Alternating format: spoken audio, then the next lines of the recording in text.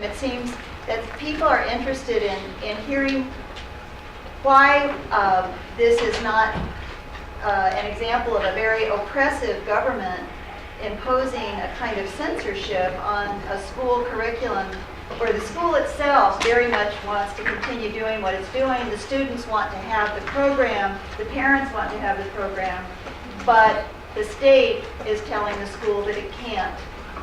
Is that, so the questions are saying, should we know, don't we have a First Amendment right to hear and teach what we want?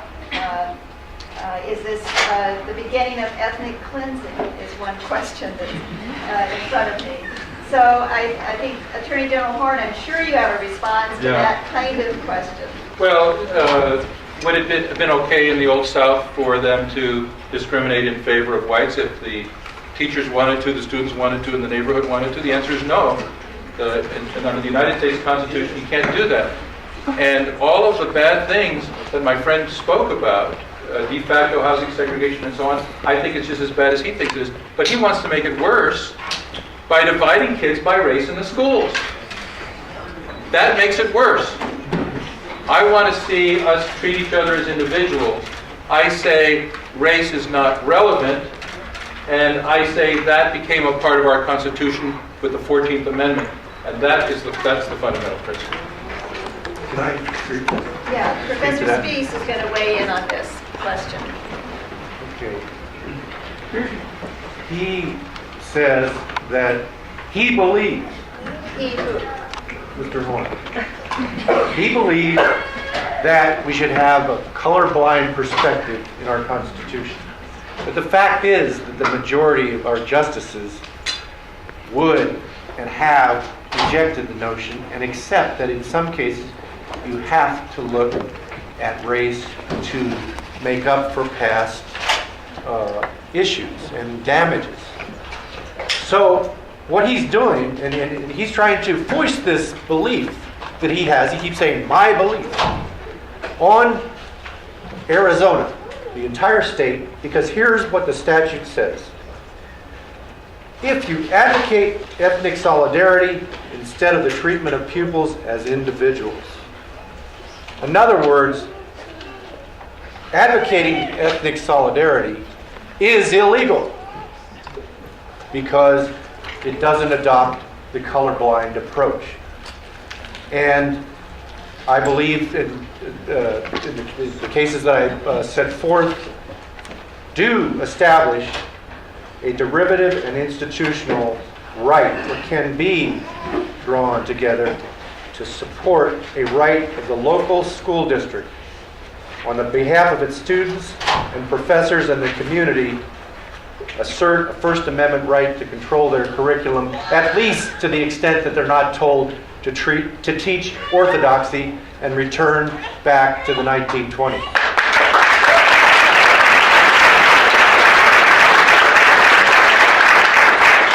I have to say, I'm opposed to teaching orthodoxy. I'm opposed to returning to the 1920s.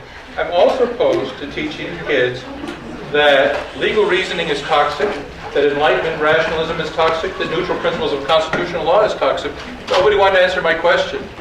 What they don't realize is... I can answer your question. Okay, tell me. I want to, let me give you an example. Richard, Let me give you an example. Yeah, let him answer. You asked. Yeah, go ahead, answer.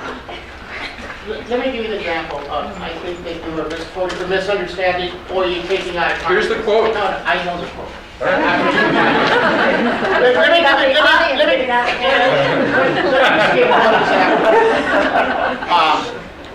And I say this, let me put it in all candor here with transparency. My knowledge about this program is not, it's just a lawyer. My knowledge about this program, Mr. Horne, is because it's my family, okay? My son is one of these teachers. My son is one of these plaintiffs. My son writes curriculum in this program. He writes curriculum that is used by all the teachers, many times based on constitutional decisions, such as the Rodriguez decision. And part of where I think And I wish you would have come to the classes. I wish you would have had a dialogue with these teachers.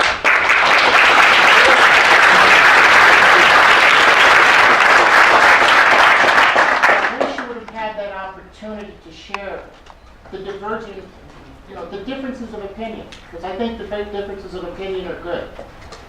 But I know time after time, because he's called me and asked me, can you print out certain cases so I can help, and ask me questions about teaching classes on constitutional cases where Mexican Americans were plaintiffs.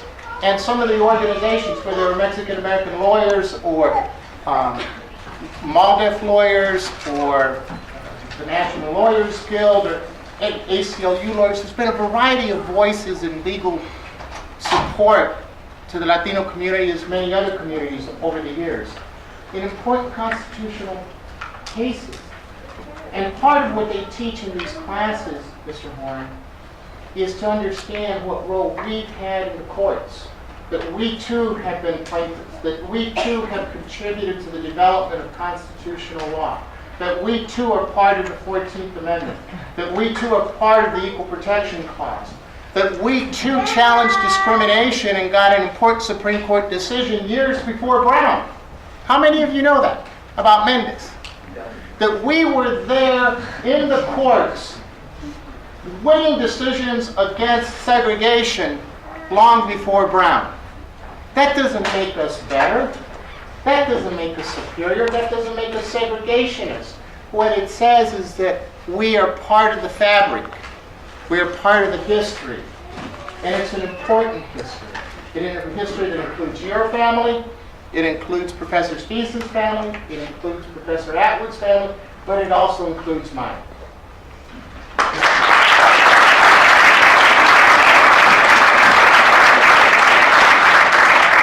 That's very nice, but it doesn't answer my question. The question was, this comes from the curriculum. I don't know if your son had anything to do with it, but it comes from the curriculum that rejects the very foundation of the liberal order, unlike traditional civil rights, which embraces incrementalism and step-by-step progress. This rejects the very foundation of the liberal order, including, and here are the things it rejects: equality theory, legal reasoning. I'd like the professor to tell me how he feels about rejecting legal reasoning in this curriculum. Enlightenment rationalism. Tell us call your son and let me know what's wrong with Enlightenment rationalism. Mr. Horne. And neutral principles of constitutional law. Tell me a single instance in a class when any of those have been taught to students. Give me a single day, a single teacher, a single class when any of that has been stated to students.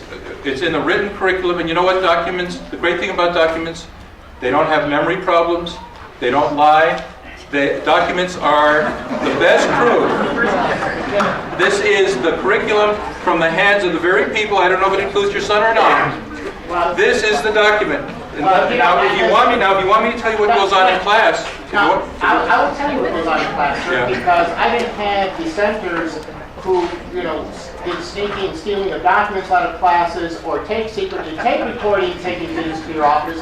What I have seen and been had an opportunity to participate in is a transparent, open classroom where you can go in and hear and see what is being discussed and what the students are thinking. And let me tell you something else. You have been given hundreds, tens of thousands, my understanding is over 100,000 documents. And out of over 100,000 documents, you came up with a single piece of paper that you think proves your point? The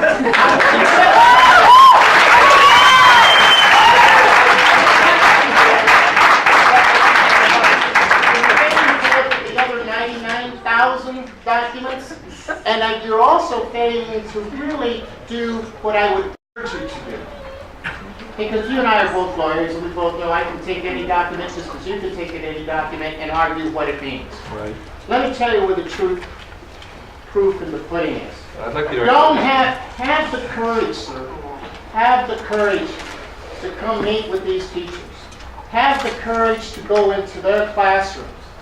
Have the courage to open your mind, not to prejudge them, but to go into their classrooms and talk to them and their students, not as a lawyer, not as an advocate, but as someone who says he believes in a colorblind America, as someone who says he believes in the principles of Dr. King, as someone who, doesn't object to the posters that are in the room, but says, at least can ask the question, you know what, if you have that poster up, he's not a figure necessarily I agree with, could you at least tell me why that poster's up there? And then please, go to University High, which is our gifted high school, probably one of our most segregated high schools, and ask them and look for what posters they have in their classroom. You see, why is it that smart kids can talk about political theory and learn about Marx or Lenin and nobody questions it, but if we learn about our leaders, if we learn about our diversity of thoughts and differences of opinion, it's anti-American.